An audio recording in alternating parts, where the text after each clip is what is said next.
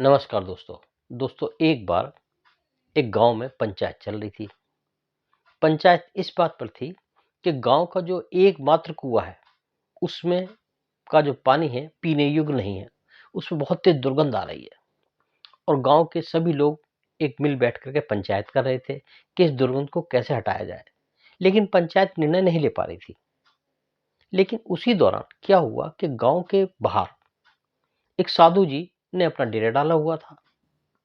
तो सभी लोगों ने सोचा कि क्यों ना हम साधु महाराज जी से इसका निवारण करें और जो है कुएं के पानी को शुद्ध कर लें, ताकि लोग गांव का पानी कुएं का पानी पी सकें। सभी गांव के लोग उस साधु के पास गए। साधु ने कहा, क्या हुआ, दुर्गंध क्यों आ रही है? तो गांव वाले ने पूरा पूरा चिट्ठा खोल के बताया कि जी हुआ ये, एक बार गांव के 3 कुत्ते लड़ते झगड़ते उस कुएं में गिर गए और जब से वो कुत्ते कुएं में गिरे हैं, तब से पानी में दुर्गंध आ रही है और हम लोग पानी नहीं पी पा रहे हैं। गांव में कोई दूसरा कुआं है नहीं जहां से हम पानी पी सकें, बड़ी दिक्कत है।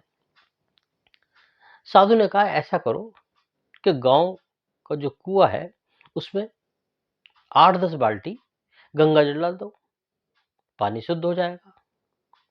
गांव वालों ने वैसे ही किया साधु के अनुसार।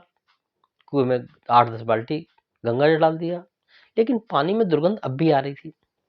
वो फिर लोग, गांव के लोग साधु के पास गए कि भाई ऐसा है, हमने तो गंगा जी डाल दिया, लेकिन पानी में से दुर्गंध अब भी आ रही है।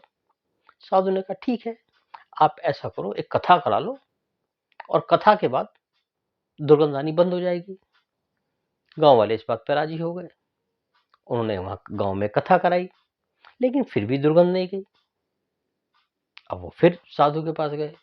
साधु कहने लगा, जी ऐसा है कि आप उसमें इत्र, केवड़ा का, गुलाब जल का इत्र डाल दो ताकि दुर्गंध चली जाए।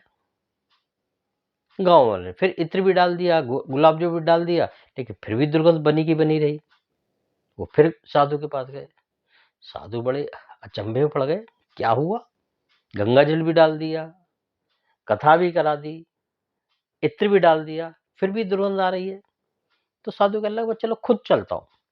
वो आए कुएं के पास, तो देखा कुएं के पास बहुत तेज दुर्गंध आ रही है। उन्होंने पूछा कि क्या तुमने, जो 3 कुत्ते इसमें गिर गए थे, क्या तुमने उसको निकाला? गांव वाले कहले, उसको तुमने निकाला ही नहीं, आपने कहा ही नहीं। दोस्तों ऐसा ही हमारे जीवन में कई बार होता है कि हम नाना प्रकार के, जो पंडितों द्वारा, पाखंडियों के द्वारा जो बताए हुए कर्म कांड होते हैं वो सब कर देते हैं, लेकिन असली चीज को हम नहीं कर पाते। ये भी शरीर हमारा एक गांव की तरह है। इसमें भी 3-4 अवगुण हैं, काम, क्रोध, लोभ, मोह, जिसके उस मक्कड़ जाल में हम फंसे पड़े हैं और दुर्गंध आती रहती है।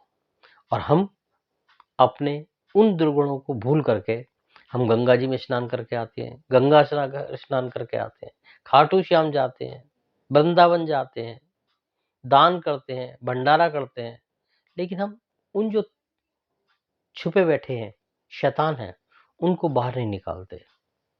और हम कहते हैं कि हम परेशान हैं, हम दुखी हैं, हमारे ग्रह खराब चल रहे हैं।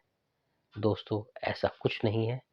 हम अपने अंदर के इन जो अवगुणों को अगर निकाल दें, तो ये दुनिया बड़ी सुंदर है, ये शरीर बहुत सुंदर है, इसमें सुगंध बहुत है। और जब इसकी सुगंध बाहर तक फैलती है, तो चारों तरफ केवल हर्ष उल्लास ही महकता है। दोस्तों जब तक हम इन अवगुणों को बाहर नहीं निकालेंगे, हम एक सफल इंसान भी नहीं बन पाएंगे और हमारे अंदर जो सद्गुण है वो नहीं पनपेंगे। दोस्तों आज का किस्सा यहीं तक, अगले दिन किसी नए प्रसंग के साथ। धन्यवाद।